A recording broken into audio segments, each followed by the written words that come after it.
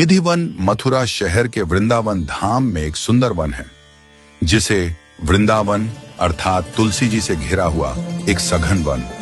ग्रंथों में निधि वन को बेहद ऐतिहासिक, धार्मिक एवं पवित्र स्थल माना गया है, क्योंकि निधि वन भगवान श्री कृष्ण की लीला स्थलियों में से एक है, जिसे ग्रंथों में निकुंज वन भी कहा गया है। निधि वन श्री राधा की अष्ट सखियों में खास सखी के अवतार स्वामी हरिदास जी की साधना स्थली है। यह वही जगह है जहां स्वामी हरिदास जी को भगवान बिहारी जी के विग्रह का स्वप्न आया। मान्यता है यहां आज भी मध्य रात्रि के समय भगवान श्री कृष्ण राधा रानी और सखियों संग रास करते हैं। यहाँ तुलसी के विराट वृक्ष हैं, मानो जैसे सखियां खड़ी हों। निधि वन की संध्या आरती ही दिन की अंतिम आरती होती है, क्योंकि संध्या आरती के बाद यहाँ कोई नहीं रहता। इसीलिए निधि वन के पट संध्या आरती के बाद बंद कर दिए जाते हैं, जिसकी वजह से यहाँ रहने वाले सभी पशु पक्षी निधि वन छोड़कर स्वतः ही चले जाते हैं। निधि वन में स्वामी हरिदास जी को मिले त्रिभंग आकार के विग्रह का नाम उन्होंने ठा श्री बांके बिहारी रख दिया।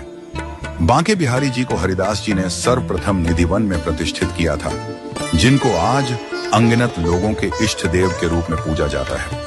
पौराणिक कथाओं में वर्णित है कि बादशाह अकबर भी स्वामी हरिदास जी का संगीत सुनने के लिए अपना वेश बदलकर निधि वन में आए थे। निधि वन वह वन जो चारों ओर से तुलसी से घिरा हुआ घना वन है, जिसमें तुलसी और मेहंदी के पेड़ एक दूसरे के साथ खड़े देखे जा सकते हैं। तुलसी के इतने विशाल पेड़ सिर्फ निधि वन में ही पाए जाते हैं, जिनकी डालियां ऊपर की ओर न बढ़कर नीचे की ओर विकसित होती हैं। जबकि इन पेड़ों में न तो कभी पानी दिया जाता है और न ही इनकी पूजा की जाती है, इसके बावजूद ये हमेशा की तरह एक जैसे हरे भरे रहते हैं। ग्रंथों में लिखा हुआ है कि निधि वन ही वह जगह है जहां श्री राधा कृष्ण मध्य रात्रि तक रास किया करते थे।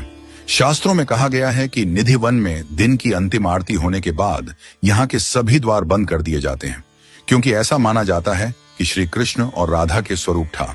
श्री बांके बिहारी दिन ढलने के बाद रात्रि में निधि वन आकर श्री राधा और उनकी सखियों संग रास रचाते हैं।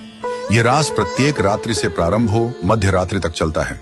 कहते हैं कि इस रास को देखने की अनुमति किसी को नहीं है, क्योंकि जिस भी व्यक्ति द्वारा यह रास देखा जाएगा वह व्यक्ति अपना मानसिक संतुलन खो बैठेगा। ग्रंथों में वर्णित भी है कि यह रास साधारण मनुष्यों द्वारा नहीं देखा जा सकता, क्योंकि इस रास से उत्पन्न तेज इतना अधिक होता है कि इसकी रोशनी देखे नहीं बनती है। हम बात यहाँ पर रास की कर रहे हैं, तो आपको बता दें कि श्रीमद् भागवत में भी लिखा हुआ है कि शरद पूर्णिमा के दिन श्री कृष्ण श्री राधा व गोपियों संग निधि वन में महारास रचाते हैं।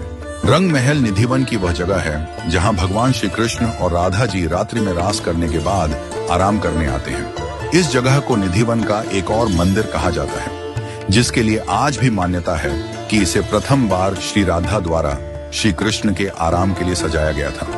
इसलिए यह प्रथा तब से आज तक चली आ रही है। दिन की अंतिम आरती के बाद जब मंदिर के पट बंद किए जाते हैं, तो मंदिर में स्थित रंग महल में चंदन की शैया स्थापित है, जिसे प्रतिदिन मंदिर बंद होने से पहले फूलों से गोस्वामियों द्वारा सजाया जाता है और साथ में श्री राधा जी के लिए श्रृंगार का सामान भी रखा जाता है। रंग महल को सजाते समय उसमें एक चांदी का पानी का लोटा भी रखा जाता है, ताकि जब भगवान को रास करके थक जाने पर प्यास लगे तो वह पानी ग्रहण कर सके।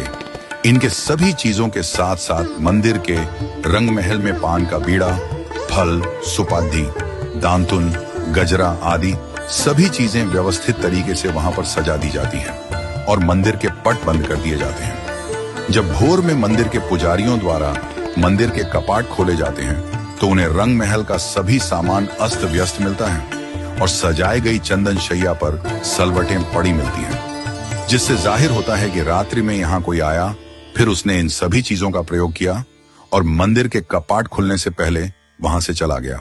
हम आपको बता दें कि जब भी आप निधि वन देखने जाएंगे तो वहां पर आपको एक कुंड भी देखने को मिलेगा। इस कुंड को ललिता कुंड कहा जाता है।